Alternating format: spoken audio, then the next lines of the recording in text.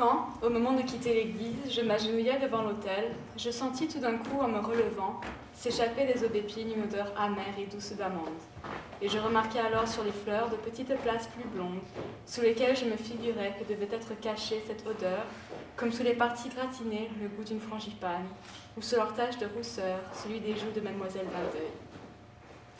Malgré la silencieuse immobilité des aubépines, cette intermittente odeur était comme le murmure de leur vie intense, dont l'autel vibrait, ainsi qu'une haie agreste, visitée par de vivantes antennes,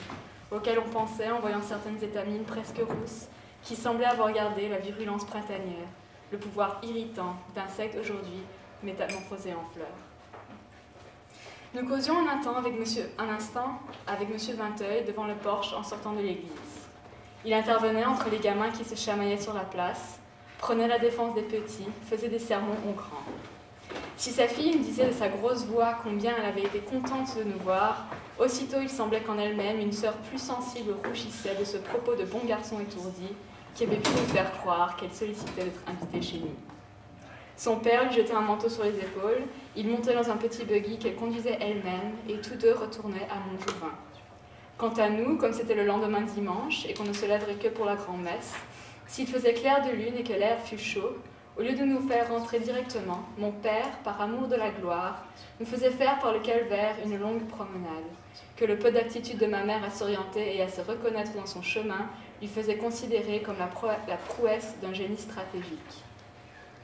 Parfois, nous allions jusqu'au viaduc, dont les enjambées de pierre commençaient à la gare et me représentaient l'exil et la détresse hors du monde civilisé, parce que chaque année en venant de Paris, on nous recommandait de faire bien attention, quand ce serait combré, de ne pas laisser passer la station, d'être prêt d'avance, car le train repartait au bout de 2 minutes et s'engageait sur le viaduc au-delà des pays chrétiens, dont Combray marquait pour moi l'extrême limite. Nous revenions par le boulevard de la Gare, où étaient les plus agréables villas de la commune.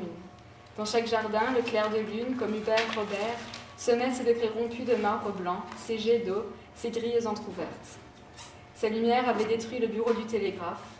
Il n'en subsistait plus qu'une colonne à demi brisée, mais qui gardait la beauté d'une ruine immortelle. Je traînais la jambe, je tombais de sommeil. L'odeur des tilleuls qui embaumaient m'apparaissait comme une récompense qu'on ne pouvait obtenir qu'au prix des plus grandes fatigues et qui n'en valait pas la peine.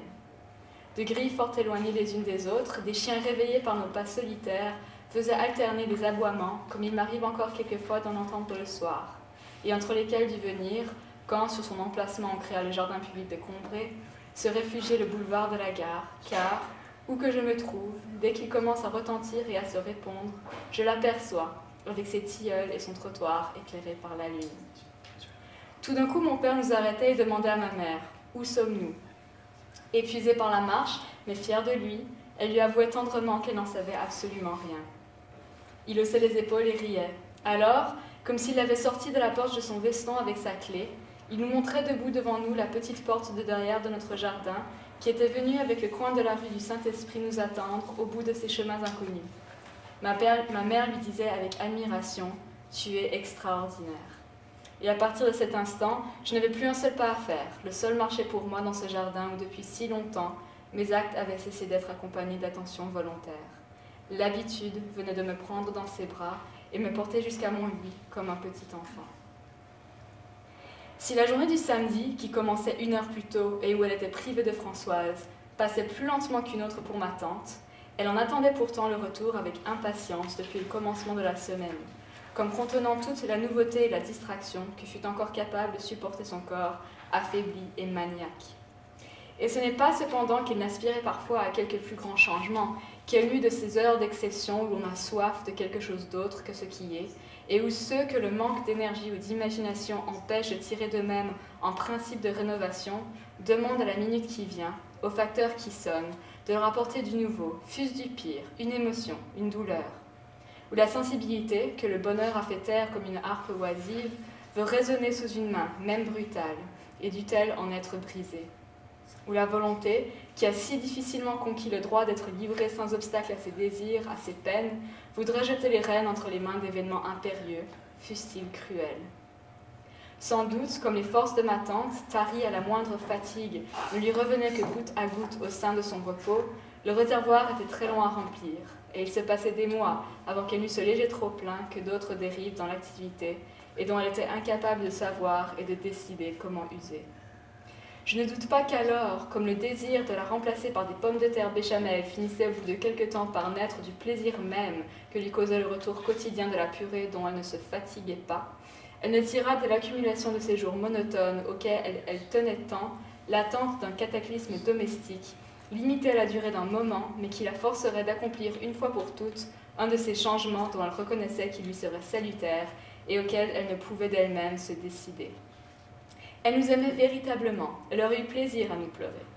Survenant à un moment où elle se sentait bien et n'était pas en sueur, la nouvelle que la maison était la proie d'un incendie où nous avions déjà tous péri et qui n'allait plus bientôt laisser subsister une seule pierre des murs, mais auquel elle aurait eu tout le temps d'échapper sans se presser, à condition de se lever tout de suite, a dû souvent hanter ses espérances, comme unissant aux avantages secondaires de lui faire savourer dans un long regret toute sa tendresse pour nous, et d'être la stupéfaction du village en conduisant notre deuil, courageuse et accablée, moribonde debout, celui bien plus précieux de la forcer au bon moment, sans temps à perdre, sans possibilité d'hésitation énervante, à aller passer l'été dans sa jolie ferme de Mirougrin, où il y avait une chute d'eau.